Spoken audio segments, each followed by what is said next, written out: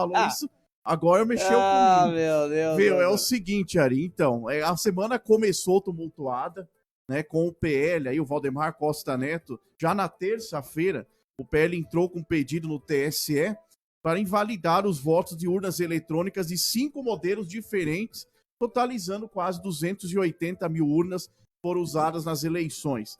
Estavam com problemas e foi comprovado. Lembra que nós já falamos aqui que o PL tinha contratado uma empresa de fora, a empresa Voto Legal. Essa empresa é especializada em tecnologia da informação relacionada especificamente a urnas eletrônicas. Eles fizeram toda a auditoria, demorou muito tempo para chegar nesse resultado. E aí o presidente do PL falou na terça e falou ontem. Deu uma coletiva para afirmar, né, que o PL mantinha, né, o pedido no TSE para invalidar os votos das urnas no segundo turno. Eu vou colocar um trecho do presidente do PL falando aqui, o Valdemar Costa Neto. Acompanhe. Nós estamos discutindo a história do Brasil, porque a soma das urnas novas, que tem todo o cadastro, dá uma vitória. O presidente Jair Bolsonaro de 1.078.000 votos, se não forem consideradas as urnas que têm indícios.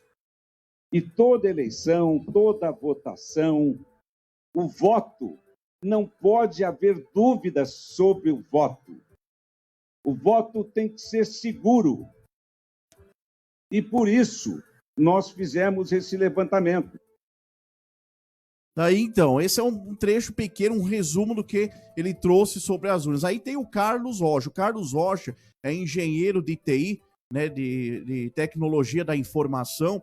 Ele é o diretor também, o diretor-presidente do instituto lá que fez a auditoria, o Voto Legal.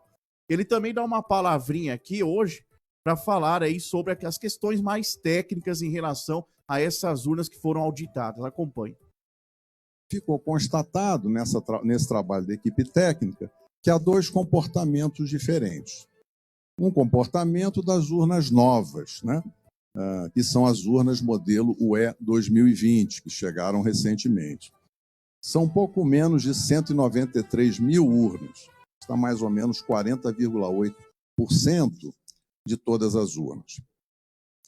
E nessas urnas 2020, o arquivo é gerado da forma esperada. Então, em cada linha que mostra cada atividade, aparece o código de identificação da urna correto, que permite associar, então, vincular aquela linha de registro de atividade à urna que realizou aquela atividade. Quando nós fomos analisar as urnas antigas, que são as urnas de modelos de UE 2009 até UE 2015, essas urnas têm pouco mais de 279 mil urnas, o que dá 59,2% do total das urnas. Nessas urnas, infelizmente, encontramos esse número inválido na 4ª coluna do log. Esse é um indício muito forte de falha, de mau funcionamento da urna, porque é impossível associar o registro de cada atividade ao hardware, ao equipamento físico que teria gerado aquela atividade. Esse é o advogado do PL, né? Não, esse é o engenheiro e presidente do Instituto Voto Legal, engenheiro de tecnologia da informação, que trouxe aí os resultados da auditoria. Ele, junto com a sua equipe, eles fizeram toda a auditoria das urnas de 2020, as fabricadas em 2020, para baixo. As que foram fabricadas antes de 2020, olha, apresentaram falhas. Tiveram algumas que eles não tinha nem como, o voto nem chegou a entrar nessas urnas. E teve um caso de apagão, sabia que teve um caso de apagão no meio da eleição, tiveram que religar as urnas, os mesários, e reiniciar no meio da votação, reiniciar todo o processo eleitoral. Então tem muitas falhas que ele colocou, coloquei aqui só um trecho pequeno, para não estender muito aqui a fala dele, mas o negócio é o seguinte, foi comprovado, agora não tem como voltar atrás, e bate com aquilo que aquele jornalista argentino falou. O jornalista argentino trouxe, logo após as eleições, dados concretos, falando das cidades em que Bolsonaro não teve nenhum voto e Lula teve 100% dos votos, o que não existe, né? A vulnerabilidade foi comprovada por aquele relatório técnico das Forças Armadas, do Ministério da Defesa. As peças se encaixam nesse quebra-cabeça, Arivaldir. E é o seguinte, o Alexandre de Moraes, após, né, esse acontecimento ontem... Só um pouquinho, Juliano Zimmer. Aí, depois dessa investigação toda, o PL, em nome do presidente, protocolou ao TSE um pedido de que ele aceitasse o cancelamento do voto dessas urnas antigas e o que é que o Alexandre de Moraes indeferiu e em resposta deu ao PL. Então, aí foi indeferido o pedido. Primeiro é bom lembrar que o Alexandre de Moraes, após o protocolamento desse documento, dessa comprovação no TSE, o Alexandre de Moraes deu 24 horas para o Valdemar Costa Neto também fazer uma apuração dos votos no primeiro turno. Ele queria 24 horas! Ele queria para se valer o que aconteceu no segundo turno, ele acha que teria que ter feito uma pesquisa no primeiro turno. Quer dizer, ele queria que o PL entregasse toda a sua grande bancada do Congresso, né, anulasse as eleições para ficar enfraquecido. É uma jogada política do Alexandre de Moraes. Foi, né? Uma jogada política. E para completar, ontem, no final da noite, Alexandre de Moraes veio a notícia que o Alexandre de Moraes indeferiu o pedido do PL e ainda aplicou uma multa de R$22 mil ao partido por conta aí dessa auditoria feita nas urnas do TSE. Agora chegou o momento, Arivaldir, o ápice de todos esses acontecimentos, né, o resultado com relação às manifestações. Por si só, o comportamento e o desempenho do TSE na campanha já bastaria para deixar a eleição sob suspeita. Nós acompanhamos aqui tudo o que aconteceu. Foi uma eleição duvidosa, foi comprovado fraude, adotaram um candidato que eles tiraram da cadeia, apoiaram esse candidato, ajudaram a eleger, enquanto puniam o outro candidato. Tudo ficou claro. Isso é insegurança jurídica. Esclareçam, então, os termos técnicos para isso, TSE. Cadê? Fale por quê? Por que soltaram o termo técnico também? Precisa dar 24 horas agora para o povo sair das ruas? O que eles vão fazer?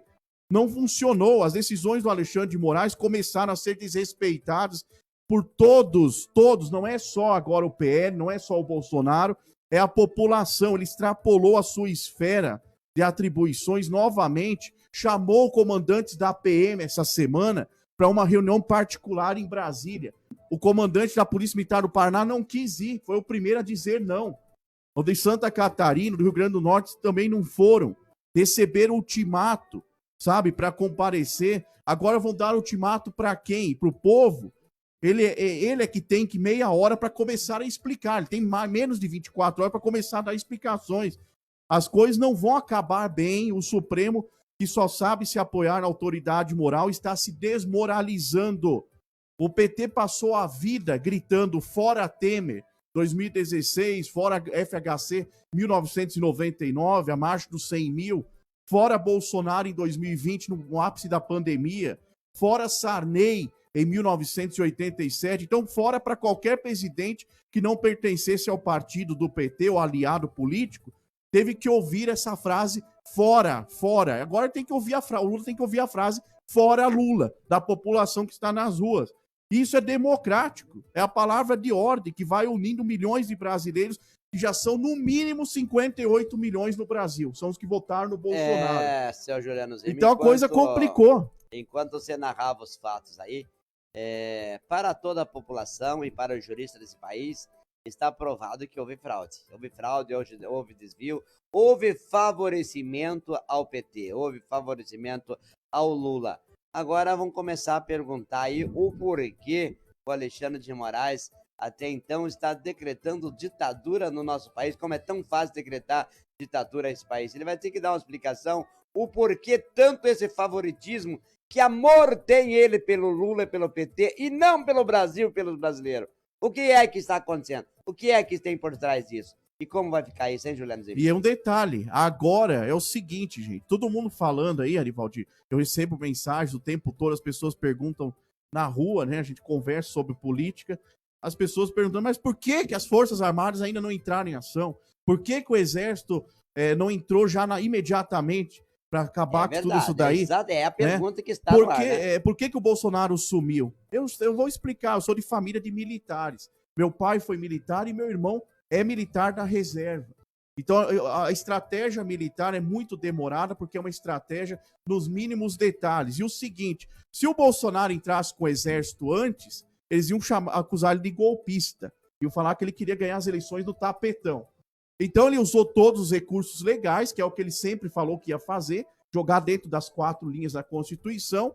Esse do PL agora, esse recurso do PL, é o último recurso legal que o Bolsonaro tinha nas mãos para tentar mudar esse cenário político no Brasil.